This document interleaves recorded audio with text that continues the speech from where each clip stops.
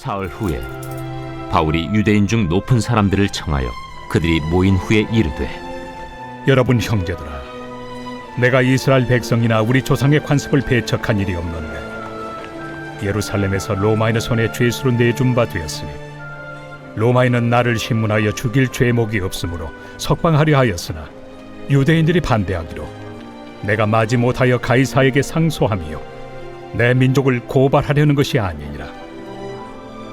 이러므로 너희를 보고 함께 이야기하려고 청하였으니 이스라엘의 소망으로 말미암아 내가 이 쇠사슬에 매인 바 되었노라. 우리가 유대에서 내게 대한 편지도 받은 일이 없고 또 형제 중 누가 와서 내게 대하여 좋지 못한 것을 전하든지 이야기한 일도 없느니라. 이에 우리가 너의 사상이 어떠한가 듣고자 하니 이 파에 대하여는 어디서든지 반대를 받는 줄 알기 때문이라. 그들이 날짜를 정하고 그가 유숙하는 집에 많이 오니 바울이 아침부터 저녁까지 강론하여 하나님의 나라를 증언하고 모세의 율법과 선지자의 말을 가지고 예수에 대하여 권하더라. 오늘은 하나님의 생각은 내 생각보다 훨씬 더 높다라는 제목으로 사도행전 마지막 부분 하나님 말씀 증거하도록 하겠습니다. 바울이 드디어 로마에 입성했습니다. 이것은 명백한 하나님의 약속의 성취입니다. 하나님께서 분명히 여러 번 바울에게 거듭 말씀하셨죠. 네가 반드시 로마로 가리라. 네가 반드시 가이사를 만나리라. 그런데 이제 드디어 그 약속이 성취된 것입니다. 하나님의 말씀은 반드시 이루어지는 줄 믿습니다.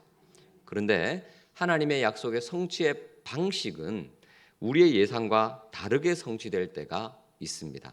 내가 바라고 내가 기대하고 내가 소망하던 방식과 약간 다를 수 있다는 것입니다. 바울은 지금 어떤 모습으로 로마에 도착했습니까? 미결수 죄수의 신분으로 도착했습니다. 바울도 이런 식으로 내가 로마에 도착할 것이라 아마 생각하지 못했을 것입니다. 다른 도시들은 어떠했습니까? 자유로운 신분으로 선교사의 자격으로 도착했습니다. 어느 곳이든 도착하자마자 노방전도를 시작하고 유대인 회당에 들어가서 복음을 담대히 증거하고 또 교회를 개척하기도 하고 또 에베소 같은 경우에는 두란노 서원을 만들어서 제자들을 양육했습니다. 그런데 정작 약속되었던 로마, 그토록 가고 싶었던 로마는 어떻습니까? 지금 죄수의 신분으로 도착했습니다. 신기합니다. 예상과 다릅니다. 그리고 죄수이기 때문에 마음껏 담대하게 복음을 증거하는데 여러 가지 제약이 있을 수밖에 없습니다. 하지만 바울은 하나님의 생각이 나보다 훨씬 더 크고 높고 깊다라는 확신 가운데 그 제약 가운데서 최선을 다해서 복음을 증거하고 있습니다. 이사야 55장 8절과 9절을 보시면 우리가 잘 아는 말씀, 여호와의 말씀에 내 생각은 너희 생각과 다르며 내 길은 너희 길과 달라서 하늘이 땅보다 높음 같이 내 길은 너희 길보다 높으며 내 생각은 너희 생각보다 높으니라. 하나님께서 우리를 향한 계획을 품으시고 또 그 계획을 성취하시고 말씀을 이루실 때는 반드시 우리의 생각보다 훨씬 더 높은 방식으로 성취할 것을 믿으시기를 축복합니다. 자, 어떤 식으로 높게 성취가 되느냐? 자, 본문 자세히 살펴보도록 하겠습니다. 23절을 한번 보실까요? 23절입니다. 같이 읽습니다. 시작. 그들이 날짜를 정하고 그가 유숙하는 집에 많이 오니 바울이 아침부터 저녁까지 강론하여 하나님의 나라를 증언하고 모세의 율법과 선지자의 말을 가지고 예수에 대하여 권하더라. 바울이 복음을 증거하는데 방식이 약간씩 다르죠. 다른 도시와 전혀 다른 형태입니다. 그들이 날짜를 정하고 바울이 유숙하는 집에 오게 됩니다. 집입니다. 죄수인데 차디찬 지하 감옥 형태의 감금이 아니라 가택연금 형태입니다.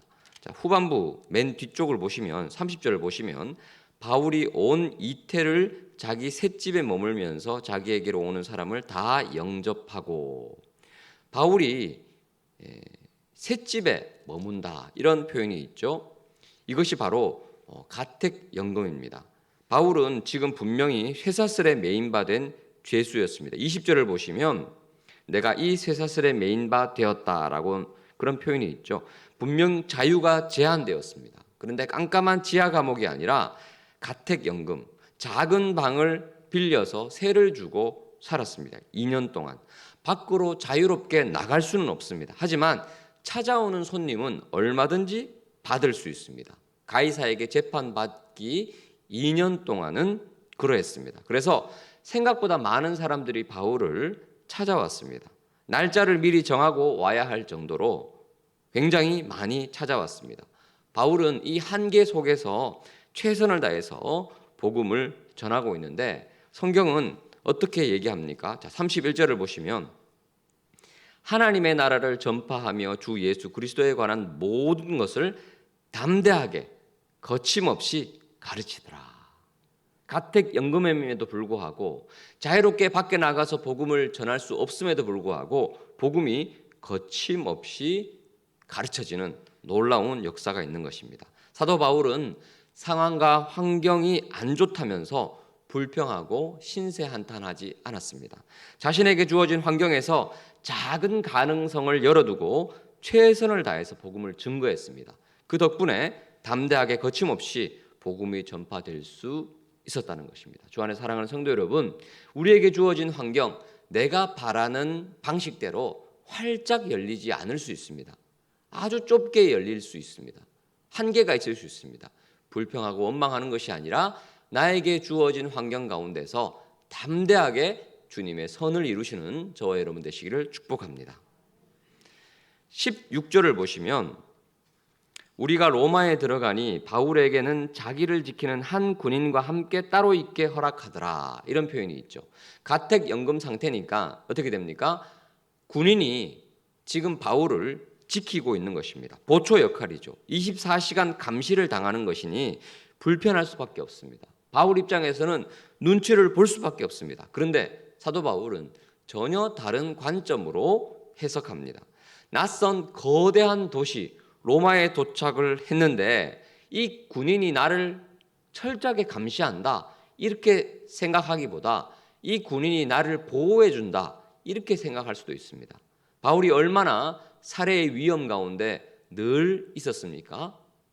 유대인 암살단으로부터 보호를 받는다 이렇게 생각하면 이 군인이 참 고마운 존재일 수 있습니다. 뿐만 아니라 이 군인은 하루 4시간씩 교대 임무를 수행했습니다. 큐티의 해설을 보시면 알 수 있겠지만 하루 6명씩 하루 4시간씩 이 보초가 교대가 됩니다. 여러분 한번 상상해 보십시오. 24시간 감시를 해야 되니까 하루 6명이 4시간씩 계속해서 교대로 바울 바로 앞에서 바울을 감시를 합니다. 그런데 수많은 사람들이 찾아오죠. 바울이 그들과 대화 나누는 것을 옆에서 똑똑히 들었을 겁니다. 지금 자의가 아니라 타의로 이 보초들은 하나님의 복음을 4시간씩 계속 듣고 있는 겁니다. 믿음은 들음에서 나는 거죠. 바울을 지키기 위해서 어디 도망가느냐 안 도망가느냐 그것을 지켜보기 위해서 옆에 있는데 자신도 모르는 사이에 복음을 접하고 있습니다. 바울은 이것을 기회로 삼습니다. 그래서 빌립보서 1장을 보시면 온 옥중에서 복음이 전파되더라 이런 표현이 있습니다. 그래서 바울이 참 기뻐하는 장면이 나오는데 기록에 의하면 300년 후에 기독교가 국교화되었을 때 뚜껑을 열어보니까요. 로마 왕실에 복음을 접한 사람이 이미 굉장히 많았습니다. 그래서 뒷조사를 해보니까 이들이 어떻게 복음을 접했느냐. 이때 바울을 통해서 복음을 접했던 이 보초들이 왕실 근위병들이 이미 예수님을 믿고 있었습니다. 이들이 왕실에 있는 수많은 군인들과 귀족들에게 복음을 전파했다는 것입니다. 합력해서 선을 이루시는 하나님의 크신 계획이 이 가운데 이미 있었다는 사실을 우리는 알게 됩니다. 뿐만 아닙니다. 여러분 바울 성격이 어떻습니까? 어느 도시에 도착하자마자 언제나 복음을 담대하게 이곳저곳에서 전했던 사람입니다. 기회가 되면 밖으로 나가서 전도하고 싶고 기회만 되면 교회를 개척하고 일을 벌이는 스타일 아닙니까? 그런데 지금 바울이 밖으로 나갈 수 없는 어떻게 보면 굉장히 답답한 상황입니다. 그런데 하나님이 이 답답한 상황에서 최선을 이루시는데 이때 바울이 할 수 있는 것은 무엇입니까? 찾아오는 손님들에게 복음을 전파하는 것도 한계가 있습니다. 혼자 있을 때는 어떻게 했을까요? 혼자 있을 때는 자신이 개척했던 그리고 돌아봤던 초대교회 성도들에게 편지를 쓰기 시작합니다. 에베소 교회에 편지를 씁니다. 빌립보 교회에 편지를 씁니다. 골로새 지역에 있는 사람들에게 편지를 씁니다. 그 편지가 우리가 알고 있는 옥중 서신이 되는 겁니다. 골로새서, 에베소서, 빌립보서, 그리고 골로새 교회의 지도자였던 빌레몬에게 썼던 개인 편지 빌레몬서까지 이 네 가지 편지가 주옥 같은 성경이 되리라고는 바울도 예상하지 못했을 것입니다. 그런데 하나님의 크신 계획 따라서 우리가 그렇게 이 교회론이라든지 구원론이라든지 너무나 깊이 있는 이 옥중서신 바울 서신이 바로 이 로마에 있었던 새빵 가택연금 2년 기간 동안 기록되었다는 것입니다. 하나님의 크신 계획은 우리의 생각보다 훨씬 더 높은 줄 믿습니다. 이제 드디어 사도행전이 마무리가 되었습니다. 그런데 31절 끝부분이 어떻게 마무리가 되죠? 31절 같이 한번 읽어보겠습니다. 시작. 하나님의 나라를 전파하며 주 예수 그리스도에 관한 모든 것을 담대하게 거침없이 가르치더라. 오늘 본문이 약간 완결적으로 마무리가 되지 않는 느낌입니다. 성경학자들은 사도행전의 마지막 구절을 오픈 엔딩으로 끝난다 이렇게 말하고 있습니다. 열린 결말이라는 거죠. 여러분, 사도행전 시작이 어떻게 시작됐습니까? 1장 8절에 땅 끝까지 이르러 내 증인이 되리라. 그리고 점점 유대와 사마리아와 땅 끝까지 복음이 전파되는 장면들이 감동적으로 그려지고 있는데 그 당시에 땅 끝이라고 여겨지던 곳이 어디냐? 바로 스페인입니다. 서바나. 근데 아직 서바나까지 가지 못했습니다. 바울이 로마에 멈춰 있습니다. 로마에 도착하긴 했지만 이제 스페인까지 서바나까지 가야 되는데 그 장면이 없습니다. 그런데 사도행전이 기록된 연대를 보면 바울이 2년 가택연금 끝에 무죄로 풀려나서 4차 선교 여행을 가고 스페인까지 갑니다. 그런데 누가가 사도행전을 기록하면서 거기까지 의도적으로 기록하지 않습니다. 로마에서 복음을 담대하게 전하더라까지만 기록했습니다. 왜 그럴까요? 왜 이렇게 열린 결말로 기록했을까요? 사도행전 29장은 사도행전을 읽는 독자, 저와 여러분이 이제 29장을 그려내야 된다. 그것을 말하고 있는 것입니다. 땅끝까지, 스페인까지 우리가 주어진 삶의 땅끝까지 복음을 증거해야 할 사람은 누굽니까?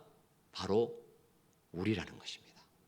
사도행전 1장 8절 온 유대와 사마리아와 땅끝까지 이르러 내 증인이 되리라 라고 부탁하셨던 하나님의 그 지상 명령을 가슴에 새기고 오늘 우리에게 처해 있는 땅끝이 어디인지 늘 주님께 기도하며 묻고 그 땅끝까지 이르러 증인이 되는 저와 여러분 우리 창일의 모든 성도 되시기를 예수 그리스도의 이름으로 축복합니다. 기도하시겠습니다. 오늘 말씀을 기억하면서 우리의 생각보다 언제나 더 크게 더 높게 일하시는 주님을 기대하고 하나님 우리 창일교회가 사도행전 28장을 넘어 29장 이야기를 써내려가는 성령의 주인공이 되기를 하나님 붙잡아 주시고 은혜를 내려 주옵소서. 기도하도록 하겠습니다. 주의 이름을 부르고 기도합니다.